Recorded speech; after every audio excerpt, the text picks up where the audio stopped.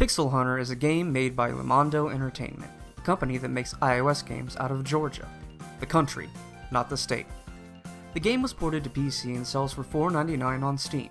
The game is a side-scrolling 2D, voxel-based platformer/shooter.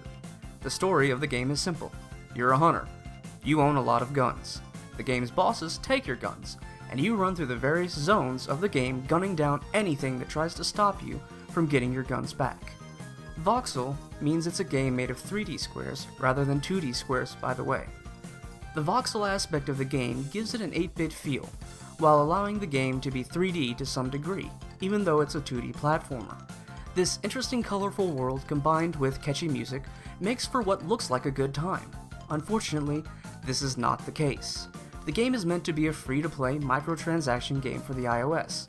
As such, the game is designed to get you to pay for things by being hard.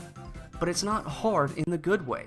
In a game like Dark Souls, the game is hard, but it always feels fair. Like you died because you did something wrong. In this game, when you die, it feels like it's because the game took a cheap shot. Whether it be the awkward jumping controls, some enemies or the environment having seemingly unavoidable attacks, or there being a part of the level or a boss mechanic you simply have to throw bodies at in order to learn, you're going to have to restart whole levels a lot. Unless you want to give up 100 meat for 3 more lives and the ability to restart at the last checkpoint.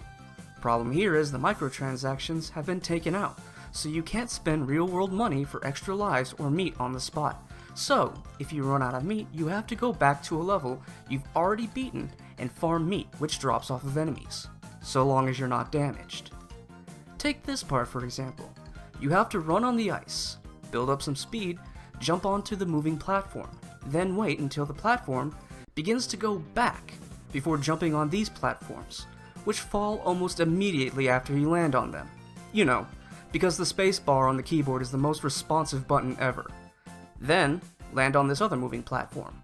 If, however, you jump off the first moving platform once it gets to the stationary platforms, like your instincts tell you to, then by the time you get to the second moving platform, it will be too far away, and you will simply die. Perhaps this game is better on the iOS, but this is a review of the PC version, and I cannot recommend you buy this game for PC, not just because of the problems I've listed above. You see, there are a bunch of websites like Armor Games and Congregate, which have dozens of games that are as good, if not better, than this one, and they're free.